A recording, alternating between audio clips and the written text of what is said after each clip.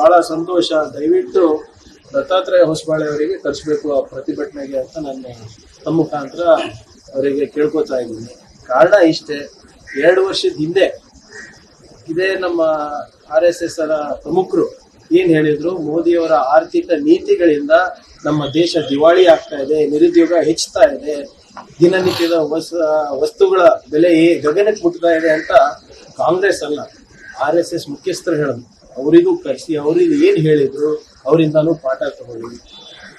Petrol ದರ ಏರಿಕೆ ಇರ್ಬೋದು, ಡೀಸೆಲ್ ದರ ಏರಿಕೆ ಇರ್ಬೋದು, ನಮ್ಮ UPA ಸಂದರ್ಭದಲ್ಲಿ ಎಷ್ಟಿತ್ತು, ಇವಾಗ ಎಷ್ಟಿದೆ. ಮತ್ತೆ ಮೊನ್ನೆ ರಷ್ಯಾ ಯುಕ್ರೇನ್ ಯುದ್ಧ ಆದಾಗ ನೀವು ಬಹಳ ಸಸ್ತಾ ದಾಮ್ನಲ್ಲಿ ತಗೊಂಡ್ರಲ್ಲ, ಬಹಳ ಚೀಪಾಗಿ ತಗೊಂಡ್ರಲ್ಲ, ಅದ್ರ ಬೆನಿಫಿಟ್ ಕನ್ಸ್ಯೂಮರಿಗೆ ಕೊಟ್ಟ.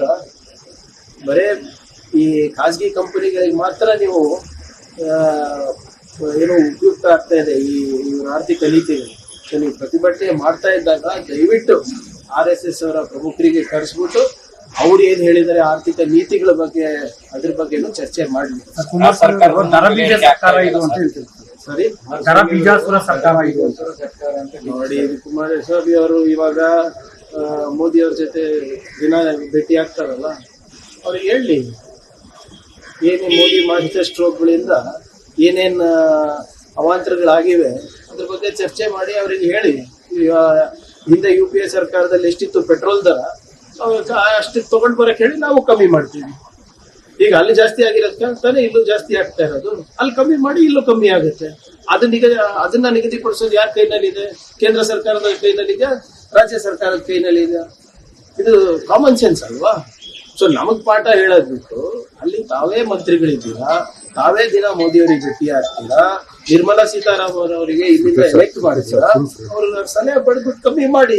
ಹಿಂದಿನ ದರ ಎಷ್ಟಿತ್ತು ಅಷ್ಟಿತ್ತು ಮಾಡಿದ್ರೆ ನಾವು ಕಮ್ಮಿ ಮಾಡ್ತೀವಿ. ಸರ್, ಈ ಮೂಢ ಪ್ರಕರಣಕ್ಕೆ ಸಂಬಂಧಪಟ್ಟಂತೆ ಇಡಿ ಈಗ ಗಣಪತಿ ನ್ಯಾಯಾಲಯದಲ್ಲಿ ತಕರಾರು ಅರ್ಜಿ ಸಲ್ಲಿಸಿದೆ. ಏನು ಅಂದ್ರೆ ಲೋಕಾಯುಕ್ತ ರಿಪೋರ್ಟ್ ಅನ್ನ ರಿಜೆಕ್ಟ್ ಮಾಡಬೇಕು, ಅವರು ಯಾವುದೇ ತಪ್ಪು ಆಗಿಲ್ಲ ಅಂತ ನಮ್ಮ ತನಿಖೆಯಲ್ಲಿ ತಪ್ಪುಗಳು ಕಂಡು ಬಂದಿದ್ದಾವೆ. ಇಡಿ ಅವರು ಕೇಂದ್ರ ಸರ್ಕಾರದ ಕೈಗೊಂಡೆ. ಅಮಿತ್ ಶಾ ಅವ್ರು ಏನ್ ಹೇಳ್ತಾರೆ, ಮೋದಿ ಅವ್ರು ಏನ್ ಹೇಳ್ತಾರೆ ಅಷ್ಟೇ ಮಾಡೋದು. ಮೊನ್ನೆ ಒಂದು ರಾಜ್ಯದ ಹೈಕೋರ್ಟ್ ತರಾಟೆಗೆ ತಗೊಂಡಿಲ್ವಾ ಇಡಿ ಅವರಿಗೆ?